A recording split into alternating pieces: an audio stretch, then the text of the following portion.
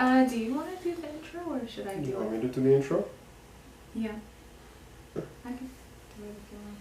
How would you start it? I don't know, that's why I'm... Okay. Hey everyone, how's it going? I'm Nico and this is Anne. We're here with our third video. We thought it would be a good idea to make one about the do's and don'ts of an interracial relationship because as fun as it is, it also obviously comes with some challenges that maybe people don't know about. So yeah, we wanted to get that started, and I think Anne is gonna do the first one. Yes. So one of the first do's is to entertain someone who's interested in you beyond the physical aspects. So obviously there's always that, you know, physical attraction in every relationship. You date someone that you're attracted to, you find good looking, but it shouldn't just stop there. You have that attraction, but you also feel comfortable around that person, and you can kind of get an idea of how they'd react in different situations. For instance, like if that person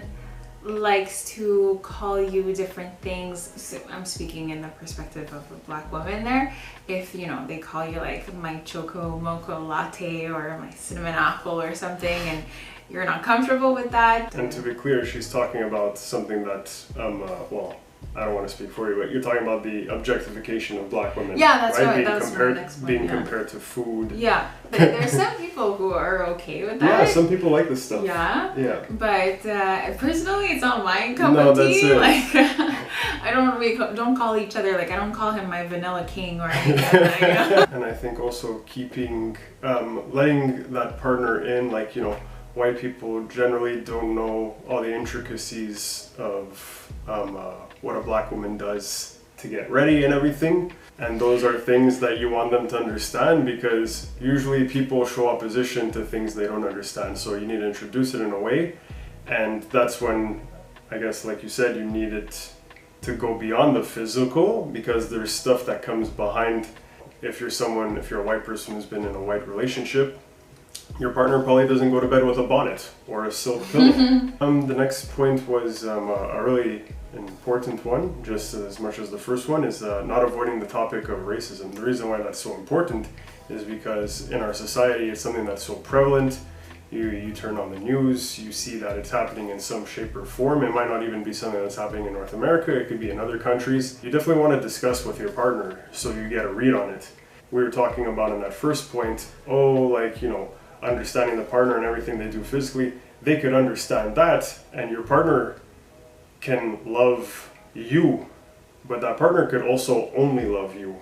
Like, they're so attached to you as a person, but then are they attached to your family? Are they attached to your culture? Are they attached to people who look like you? It's about being open to learning and not judging, and yeah, and definitely talking about it helps. A lot of what you consume growing up about black people is through media, but you know, what I consume through media, you know, like you watch certain TV shows, you watch certain movies, you listen to music, and that's a subset of a culture that might be in North America, but that has nothing to do with her. You gotta get to know the person, but you also have to understand how black people do experience that racism when it comes to law enforcement and even with white people on an everyday basis, you know? Like, we don't want racist stereotypes entering a relationship, because then it manifests in wrong ways. You don't want your partner to minimize your experiences either, because like you said, the microaggressions are important, because even though they seem small, like even in the word it's like a micro, but it does have a lasting impact. You don't need to go into a relationship knowing how to navigate through racism perfectly, but you need to be open to understanding it better. So another don't that we thought was important to share is don't stress about how you look to other people. You know, people might judge wherever you are, and you want to make sure that you're with a partner where you're ready to kind of face that situation where you might be put in an uncomfortable situation where someone might stare at you or might say a comment or something. You are ready to like defend each other, because it could happen both ways, right? I could have one person, like a white person, saying a comment that's derogatory towards me or our relationship, and same way you could have a black person say something about you. So you're gonna meet or see people from different walks of life, and you don't want to, is that a good? Okay. Yeah, that's it. So you don't want to take everybody's opinion to heart. Like sometimes it just doesn't matter and people are ignorant.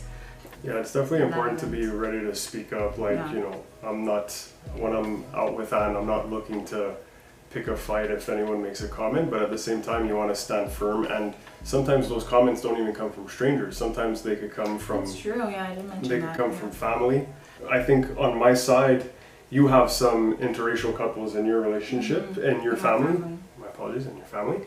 Whereas I'm pretty sure on my side, you're the only black woman. That's why we brought up, like, it's important, like, you know, speak up. Whether it's a stranger or your own family. Yeah, that's it. Like, it's really important for your partner to know that you're there for them, because, you know, Anne expects it from my end, and I would expect it from her end. And those questions will come, that opposition will come towards you, and you need to be able to defend the relationship, not just when your partner is present, but even when she's not. Yeah. Well said. Thanks. So this next part, this is number 4. This is a do, and it really ties in to everything, because all this stuff is interchangeable and they all lead up to the same thing. But it's really, do ensure your partner wants to take things seriously. We're bringing up a lot of stuff and a lot of challenges and stuff, things you may have experienced yourself or haven't even considered, but it takes a lot of work. And some of you might be watching and be like, well, you guys are like micromanaging every little thing, all that matters is love, and that's true. But you also want your relationship to be as strong and as foolproof as possible, so you want to kind of cover all those bases and do it as a team. We're talking about really laying the groundwork for building something that might lead to going on vacations together, getting engaged and married, and maybe even one day having kids. You know, we did have some, I guess, proverbial checklists for each other, because if you're going to make that commitment, if you're going to go through the hurdles of, you know, dealing with our parents and our traditions and cultures that come with it, you want to make sure you're doing it for someone who's worth it. So, all that said, our last point actually, like you were saying, ties in with everything else, and it's pretty much don't belittle each other's cultures and traditions. Like we mentioned, that person, yes, they're the individual, but they also come with like their beliefs and their values. You were pretty open to my culture and learning about my traditions, so to speak. I don't think your family traditions. Yeah, my family traditions. Yeah. For example, like you had never tried Haitian food before, I don't think, or listened to Haitian music, and you know, we did that together and it was a lot of fun, like the whole learning process, teaching him words in Creole. But yeah, that's it. And if you do it with the right person, it's a fun process because you're just learning new things and, you know, picking up new interests. Like, I think she's beautiful, but I'm interested in her so much, I do want to know about her culture and her family and her traditions. Those things matter too, and that's why the family part matters. It ties into everything. You want to be welcomed in their household, because when you are learning about it, you don't want them making faces or not want you there, because you want to ease into it and hopefully one day be a part of it, you know, rather than we do our own things on Sundays. It's your family saying, be sure to include Nico, we want him there too. It. And you also, as the person that's I guess including somebody else in your tradition and culture, you want to make sure that you know, make it fun for them, like you paint it in a good light, and that you keep your tradition and your culture. If you have two different cultures getting together, and then you as the couple can create something new out of that, like a fusion of both. And like I think that's that's really the beauty of interracial relationships. Absolutely. And what's great too is, like, you know, we both come from cultures where food is everything. Yeah. And they're actually pretty similar. Sometimes you tell me things and I'm like, oh my god, we do that too. Yeah, well, like I made the comment before, I feel like Italians and Haitians, the only difference is the skin color. Yeah, you have some. Because that's pretty much the point of this video. Don't let skin color stop you from experiencing new things, because you'll come to find that they're things you're actually a bit familiar with and probably already enjoy. And that's really the beauty of it. Exactly. Peace and love. All this to say, to conclude, it's really important, you know, we brought up a lot of stuff. We mentioned the micromanaging. It's important to be critical of yourself when you're going into a relationship, because ideally you want things to work and you want someone to love you for who you are, but you also need to adapt. That's another thing too. We don't want to come off like preachy and being like, okay, you need to do this or you don't do that, but it's just what we've done and what we found that works for us. This is about trying to build something more so that it lasts hopefully a lifetime. Yeah. I think that's a good Yeah. segue. Like, it's a good closing statement. Yeah, absolutely. Be sure to like and subscribe, obviously, and if you have some questions, we got some comments on our first couple videos, and we really appreciate that. Yeah, they were really nice. We appreciate you guys, and Yeah. you know, we're more than happy to take a bit of time out of our day to just do these videos. We hope we find them cute. If you found we were too preachy, you know, let us know. That's it. I think we could have a good discussion in the comments, because some people could agree versus disagree with some of our do's and don'ts. If you find I gave you some homework about trying to find the right partner with all the do's and don'ts we just gave, you know, you can let us know too. Sometimes love comes naturally, and families are super accepting, and everyone's just happy-go-lucky. Or you could let us know what worked for you if you're already in an interracial relationship. That's it.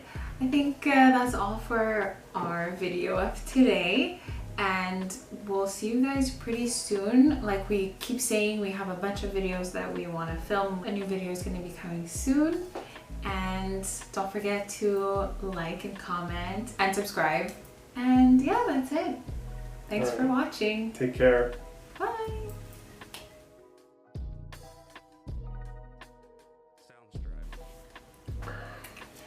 I think that's good.